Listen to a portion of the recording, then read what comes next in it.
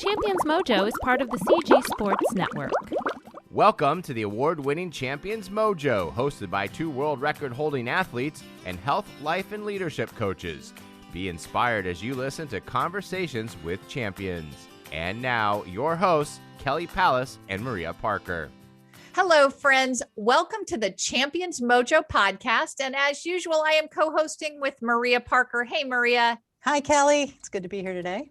Yes. And before we give him an introduction, we've got Adam sitting here with us. So let's just say hey to Adam. Hi, Adam. Hi, Adam. Hi, Kelly. Hi, Maria. Excited to be here with you and excited to be here with your listeners.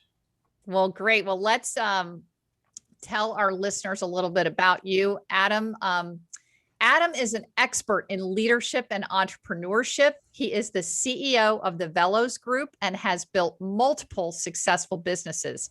In addition, he hosts the 30-Minute Mentors podcast, where he interviews leaders in every industry. Maria, what else can you tell us about Adam? Well, Adam really is a thought leader in the field of leadership and entrepreneurship. In addition to his podcast, he's written over 70 articles for major media outlets, including Forbes and Huffington Post.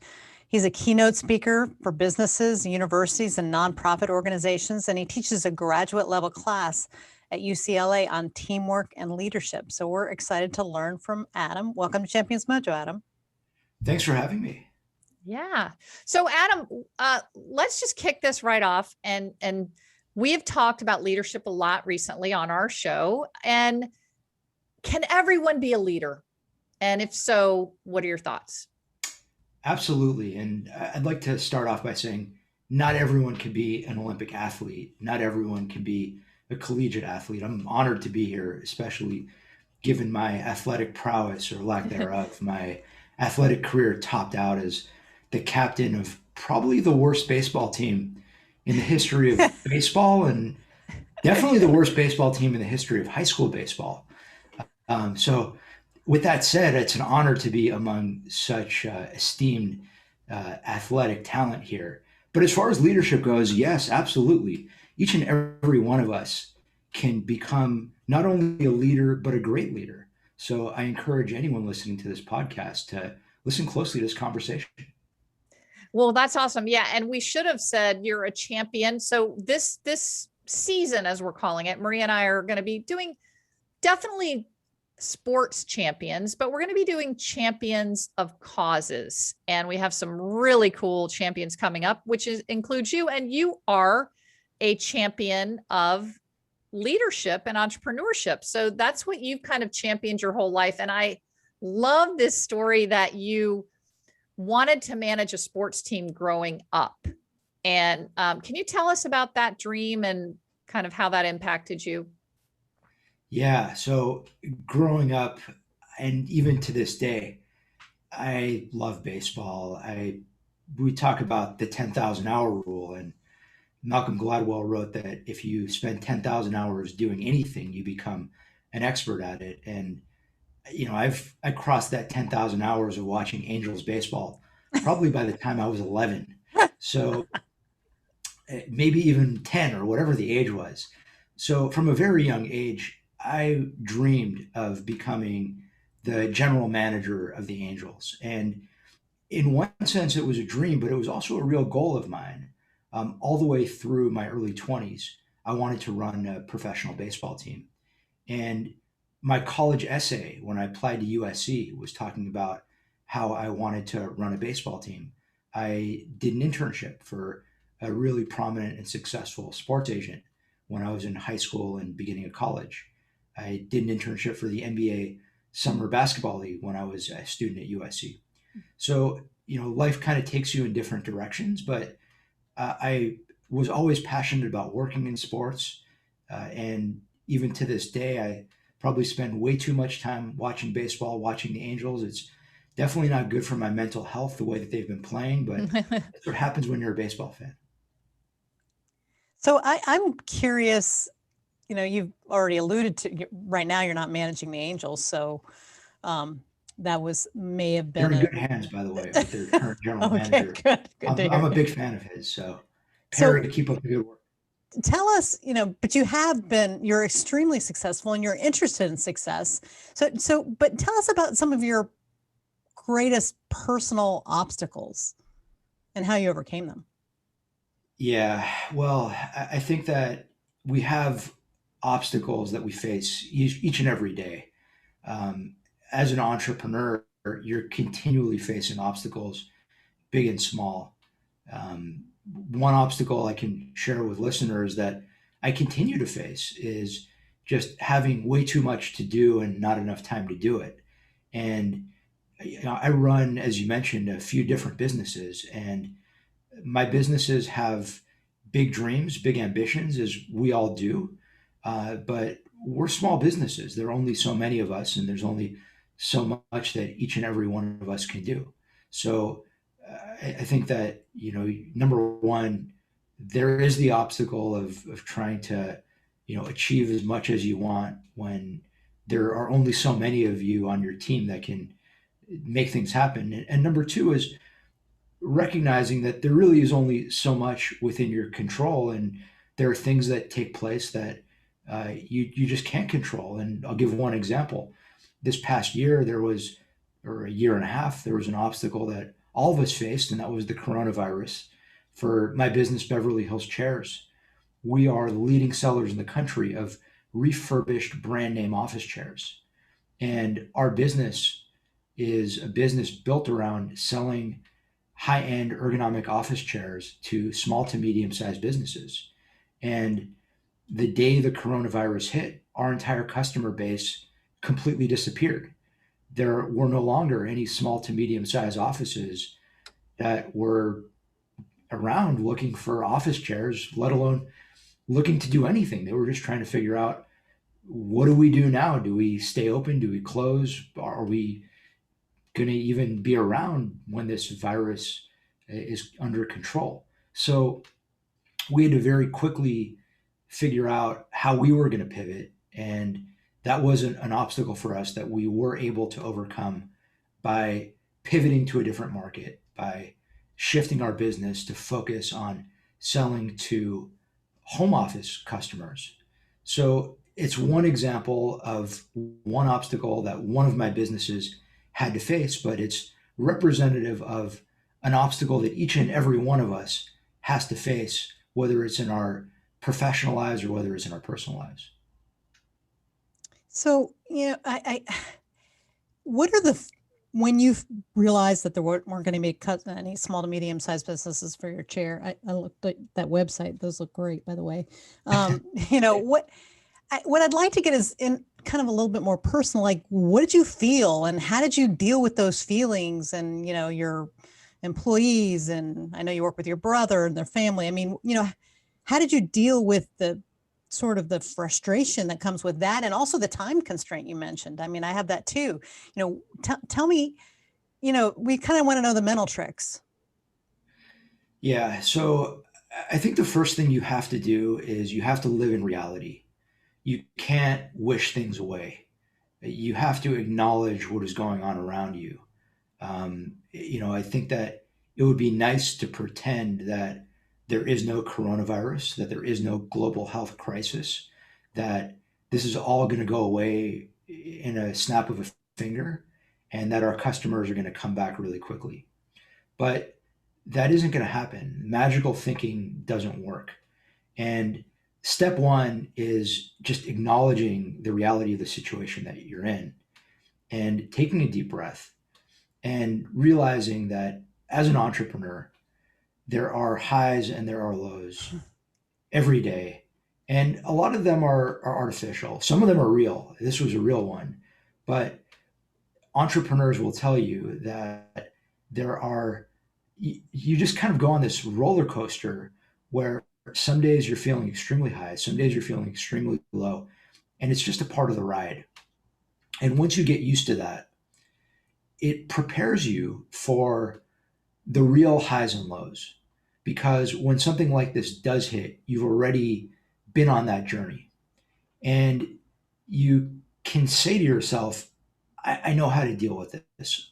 I might not know exactly what I'm going to do to deal with it, but I know that I'll be able to figure it out. And not to shift gears here, but a topic that I talk about quite a bit is hiring, the importance of hiring, the importance of team building, the importance of building a winning organizational culture. And one of the most important things that anyone can do, any leader can do when it comes to hiring great people, when it comes to building a winning organizational culture, is surrounding yourself with people who have winning mindsets, who have attitudes that are can do, who recognize that they might not know what the answer is, but they will ultimately be able to figure out how to get to yes. And I think that that's really the starting point. There is so much to the power of positivity, just knowing that you're going to figure out how to make this happen. And that's a big part of it. That's Yeah. beautiful. So you're running several businesses and you're an entrepreneur like Maria and I are, and many of our listeners probably, with not enough hours in the day. What are 3 habits that you use that have helped make you so successful? I'm going to give some pretty basic ones, but they're so, so, so important. One critical habit for success is just staying active, working out. This past year and a half, it's been the longest period of my life where I haven't been to the gym. In Los Angeles, which is where I'm based, in March of last year, they shut down all the gyms. And at a certain point, they slowly reopened them, but you have to wear a mask to go to the gym. And for the kind of workouts I do, it kind of defeats the purpose of going to the gym. But every day I've been working out from home. I've been on a pretty rigorous workout routine from the beginning of the coronavirus up until now. And that is huge. Not only physically, just staying in the kind of physical shape that you need to succeed, but also mentally. You can't underestimate the importance of getting a workout in, if not every single day, because it's probably not healthy to push your body to the max 7 days a week. You do need a day or two of rest every week. But just getting on some kind of exercise routine is such a critical component to success. Getting a good night's sleep. Your day really starts the night before. When you have a bad night's sleep, you are so much less productive the next day. And I can just tell you from my own personal experience, being a case study of one, when I don't get a sufficient amount of sleep, I'm dragging. And I could not recommend more strongly to anyone listening, just get on a good sleep routine. You're going to see the difference in terms of how you perform. And number 3, you are what you eat. Fuel your body with the right food, with the right drinks, with the right material. I'm not a nutritionist. I have an MBA. They don't teach you this stuff in business school, but it's common sense. If you put junk in your body, you're going to feel like junk. If you eat healthy food, you're going to be healthy, you're going to feel healthy, and you're going to be healthy to those around you. Yeah. Yes. Those are great, great. Yeah. Maria and I always, as athletes, we always say that we always recommend to our listeners that you actually get more energy from a workout. So if you're kind of lagging at 3:00 and you end up doing a little bit of a workout, you feel better and you can do more through the rest of the evening. So it's actually, people say they don't have time for a workout, but they don't have time not to do a workout. I've always said that, you don't understand workouts give, and the same thing with sleep and food. You're absolutely right about those.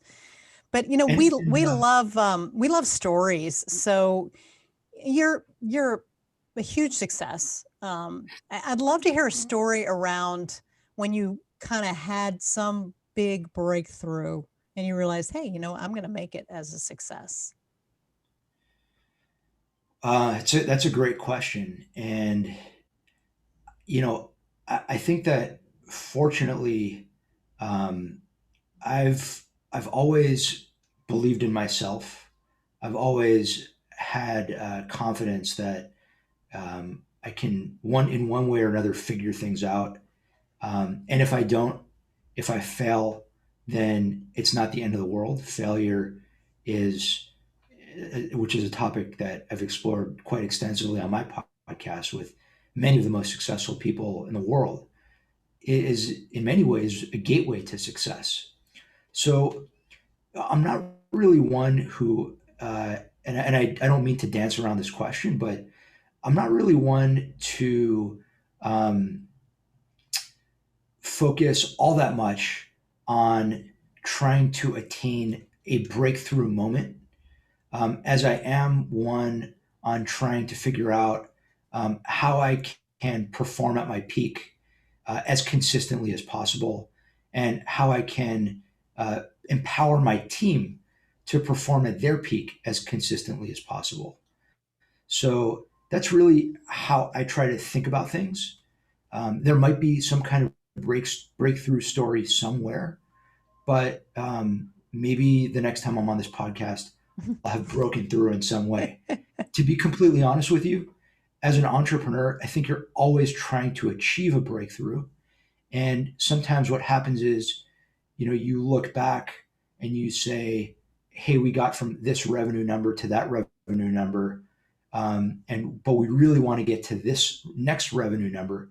And it's oftentimes easier for someone else to look at your achievements and say, hey, you really broke through. I think one of the things that makes people successful is when you look at your body of work, you don't really feel like you've broken through. You feel like you can do more. If you've made it to the Olympics, you're not really done because you haven't won a medal. If you've won a medal, you're not really done because you haven't won a gold. If you've won a gold, you're not really done because you want to win multiple golds. And it's that same mindset that fuels you as an entrepreneur. Yeah, that's really good stuff. Like, when we hit our 100th podcast, we didn't, it's just a body of work, you don't realize, but it was like, we stopped to say, we need to celebrate this. Have there been things that you have celebrated? Like, what have you celebrated that you're like, okay, that was cool. I'm really pleased with that. Yeah, it's a great question. And I actually am not a huge person. I'm not big on pomp and ceremony. And, I kind of let other people acknowledge things that they might think that I've done that's impressive. I'm focused more on what I can achieve. I'm a big fan of the great quote from Satchel Paige: "Don't look back; you might miss what's coming up." It's important to look forward.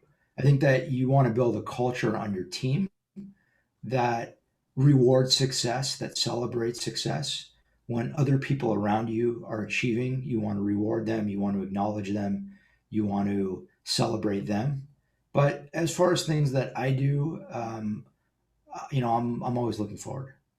Yeah, that's interesting because Kelly and I have talked a lot about this, and it sounds like you have a great, like you said, a great self-esteem, and that gives you the confidence to try new things and be ambitious and go forward. But people like us, and I'm that way, and so is Kelly, is we forget to look back at our pile, I call it, where we look back and say, I did that. And that gives you even more confidence going forward to try new things. At least that's been my experience. Like if I don't stop and say, I did that, then, then I forget, because it's always about more.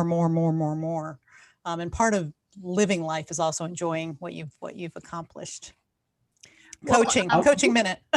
Yeah. I'm with you. At the same time, my view is, I think it's really important, and this is something that I share with audiences that I speak to, whether I'm talking to businesses, whether I'm talking to nonprofits, whether I'm talking to universities.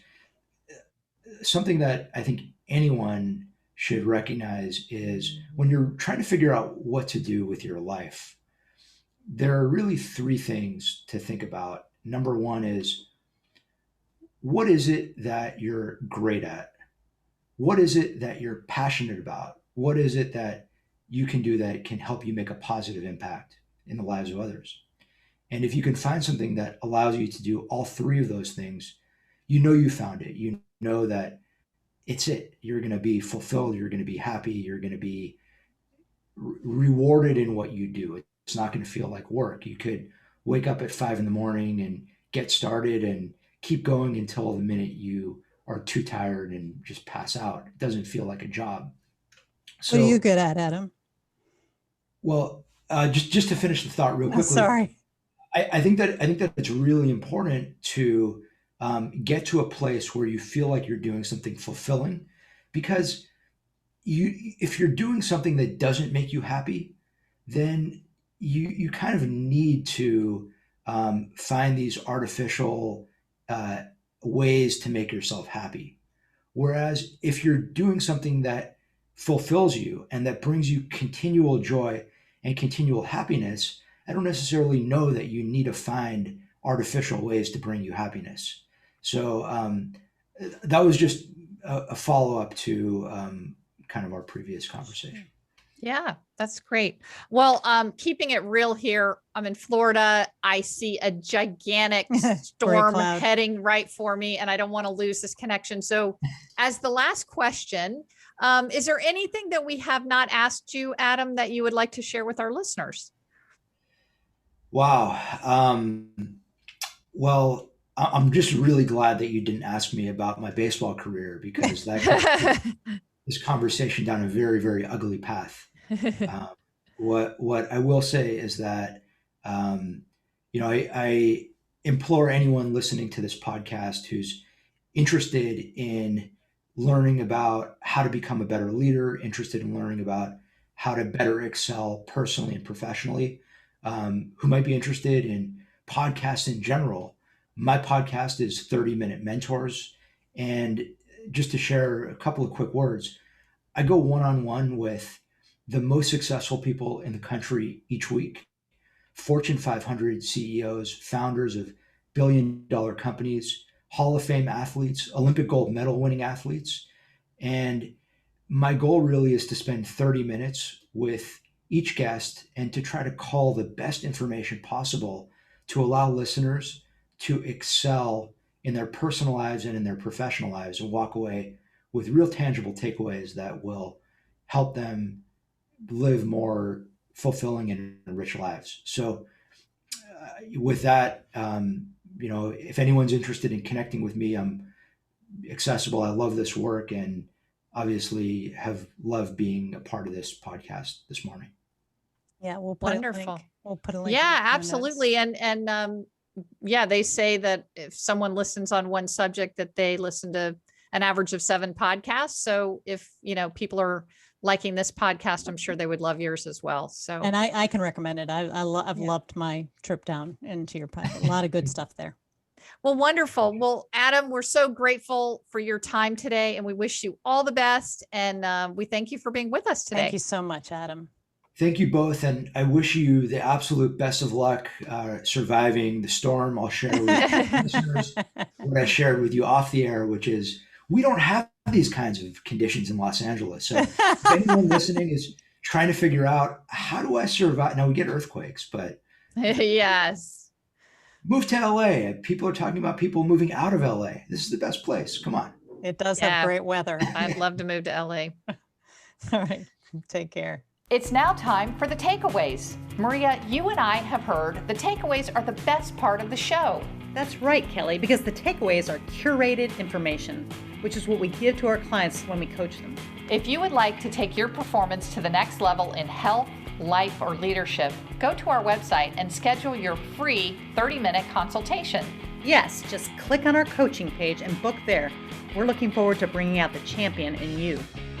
And now the takeaways. So Maria, there is our interview with Adam Mendler. What a great guy. Really, really fun to talk with. And So I yeah. love what I loved about him is his ambition just to be the best person he can and to inspire others around him. Just always, it was hard to get him to say anything other than like, this is the way we got to go. I really loved, I was inspired by his ambition to be the best person he could be. Yes, I agree with that. Yeah, just really that ambition is an important quality in trying to be successful. You don't always have to be super ambitious, but that's going to be my first takeaway, or my only takeaway. We're doing one takeaway here, is that one needs to dream big. And I loved that, he got hooked on baseball. He loved baseball. He joked about how he wasn't a good baseball player, but I think this was kind of the closest insight into Adam that we got, was this love of baseball, love of the Angels, and that he wanted to at one point own a Major League Baseball team. He didn't end up doing that, but it still inspired him. He wanted to play big. So I think that was my takeaway, is just having dreams, and just because you don't get one of your big dreams, you can get another one. Sure. And I mean, it obviously launched an extremely successful career for him. So yeah, my other takeaway was, it's something that we just preached. I think we take it for granted, but you can't say it enough. What are the 3, personal habits that make you most successful? It has nothing to do with how hard you work or mindset. It's just taking care of your body, nutrition, working out, and getting enough sleep. And, that is so true. It's like, that is the basis. If you get that part right, it's going to be so much easier to study these leadership podcasts and read books and become that kind of person. But if you're tired or eating bad food, or, not working out, and not, your body's not in good shape, then you're not gonna be able to do those things. So I liked that, it's sort of back to the basics. Yeah. And it's true. And you can't say it you and enough. I were shaking our heads. Yeah. We totally get that. Right, so wonderful. Maria, thanks. Another one in the books. Love you so much, Kelly. You've been listening to the Champions Mojo podcast with host Kelly Palace and Maria Parker. Champions Mojo is produced by Cabra Media, and a new episode debuts every Tuesday. Subscribe wherever you listen to podcasts and leave us a 5-star review. Follow Champions Mojo on Twitter, Instagram, and Facebook @Champions Mojo.